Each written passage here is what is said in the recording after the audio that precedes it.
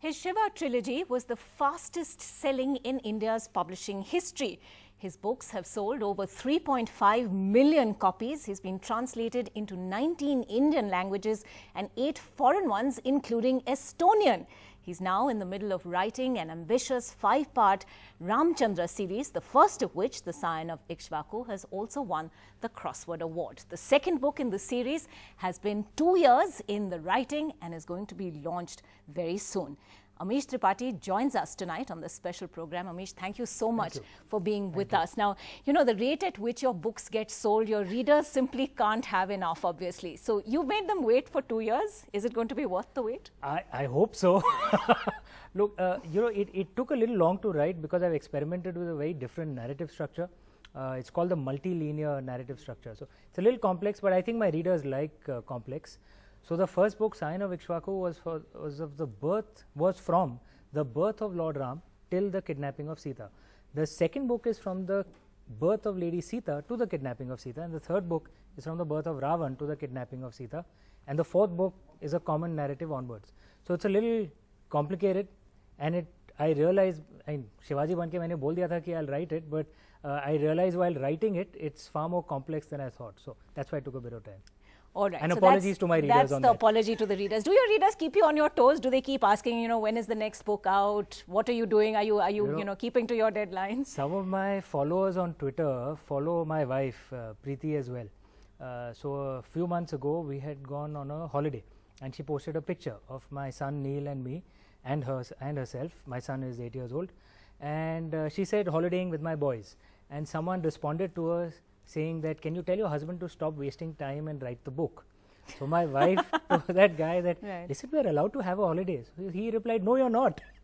So yeah. That's quite something. So they do keep, the answer then is that they do keep you on your toes. Let's talk a little about the second book. You say this is going to be called Sita, Warrior of Mithila. Now you're conjuring up a very different image of Sita than the one that people are familiar and comfortable with. You know, the version of the Ramayana that most modern Indians think is the Ramayana is actually a 1980s television serial. I'm not deriding that serial, but it had its own structure, and it was based largely on the Ramcharitmanas, which is a 16th century modernization of the original Valmiki Ramayana.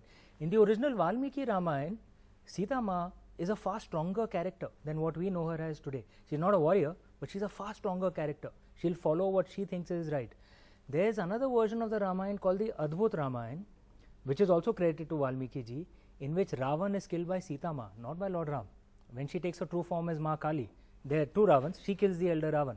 So she was a warrior in that version of the Ramayana. So these versions do exist, and to me I find those versions inspiring. So perhaps that's translated into the Now, it's very interesting you say that, because, you know, Ram and Sita aren't just mythological or fictional characters as such, even though there are so many interpretations, so many different Ramayans.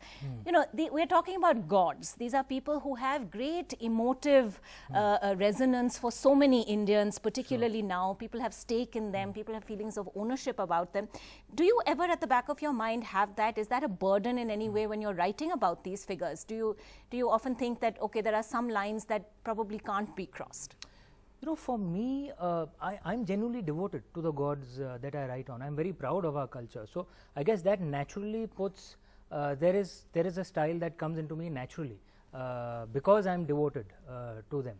Having said that, the concept of multiple interpretations of our, of our religious stories and of our gods has been a rich Indian tradition for millennia. The Ramcharitmanas itself was an interpretation of the Valmiki Ramayana.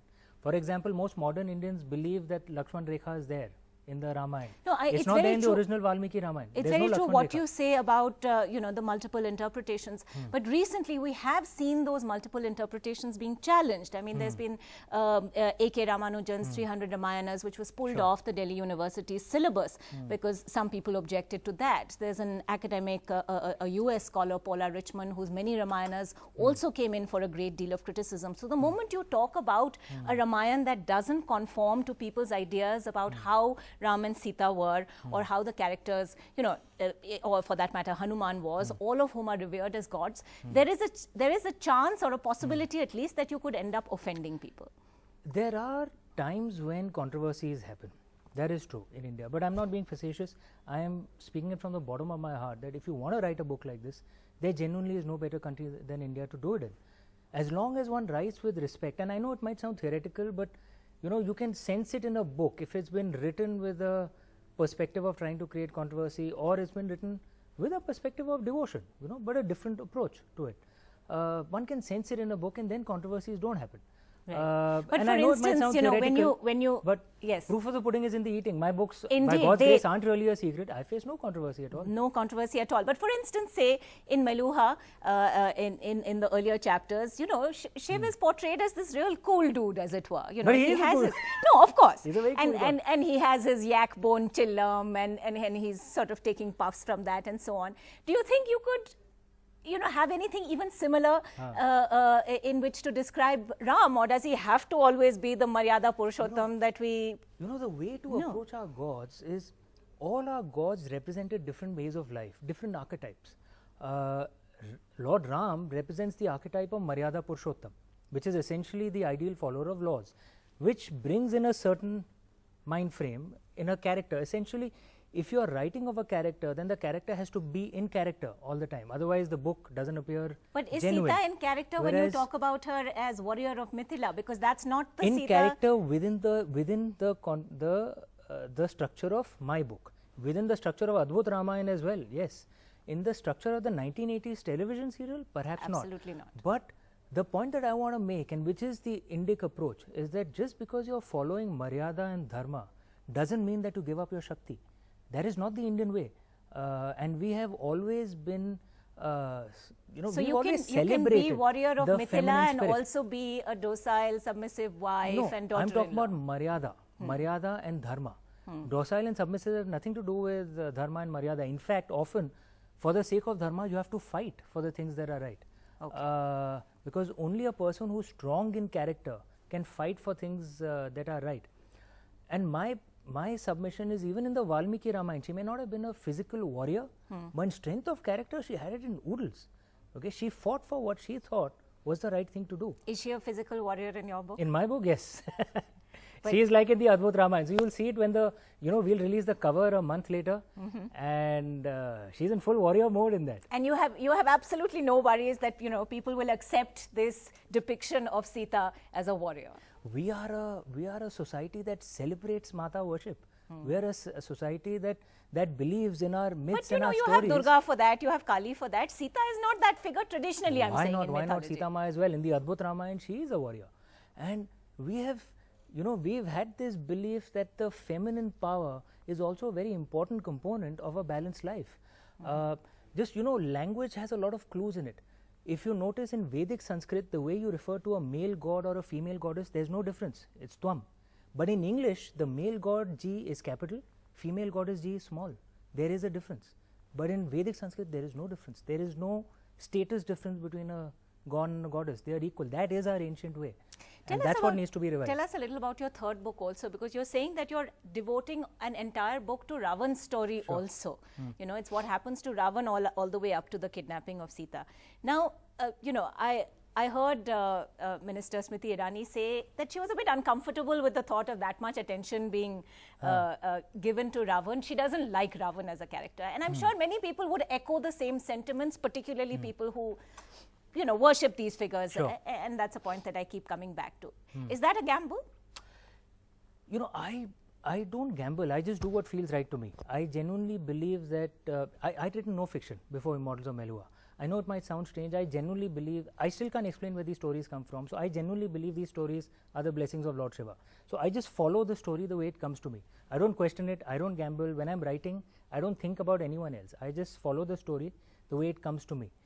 Having said that, I want to point out another thing to you. There is a Tamil version of the Ramayana called the Kamban Ramayana, which is perhaps 800, 900 years old. Yes. In that version, of course, Lord Ram is the hero, of course. For all of us Indians, he is. But the good points of Ravan are also shown in that. There's a very famous scene in the Kamban Ramayana where Lord Ram praises Ravan and Ravan praises Lord Ram. They still go and battle with each other. But so you're saying there is always room for nuances, there is always room. That is the Indian way. And is it still the Indian way? Let me put you in a bit of a spot, because we are at a time when No, I'm comfortable with that spot, and let me turn this around a bit. I'll tell you what, I genuinely believe that if you look in the public space, the way people in the public space tend to talk to each other, or rather talk at each other, many of them are extremists, left-wing extremists and right-wing extremists, and Ram Banai Jodi. Seriously, they are made for each other. But most of us common Indians are actually firmly in the center. We are deeply religious, deeply proud of our way of life, but we are deeply liberal as well. By liberalism, I mean the ability to respect a different point of view, the ability to accept different truths. And you still say that the majority are liberal and have the ability 100%. That's why we are a stable country. Otherwise, we would have been like Syria or Pakistan or God knows. And I'm not saying I'm not saying that it's only a Hindu trait in India. I'm saying it's the way all religions are practiced in India. It's only in India that a Mount Mary church, which is a Christian church in Mumbai, will have more Hindus and Muslims during weekdays. On Sunday, of course, there will be more Christians. It's only in India. Then Ajmer Sharif will have so many Hindu devotees. It's absolutely. Only in India I come from Bengal, where Durga Puja is celebrated by absolutely everybody. Same in Ganesh Visarjan. Most of the idol makers are Muslims. Many of them have a tradition that they do the first prayer to the idol. It's an honor before they sell it to their Hindu customers. And that is particularly the syncretic tradition and culture of India that now appears to be under threat, at least. I believe not. I believe that there are people shouting and screaming in the public space. Us real Indians, I'm going to quote to you something that filmmaker Karan Johar said very recently. He said it was the fear of repercussions which was one of the biggest reasons for him not wanting to adapt your Shiva trilogy. Why would he say that, and what would be your response to him? I'm not sure. The contract expired some time back, and we parted as friends, and I respect him. He's a thorough gentleman about it, and we parted as friends. There is another contract that is being signed. We'll announce that in a few months.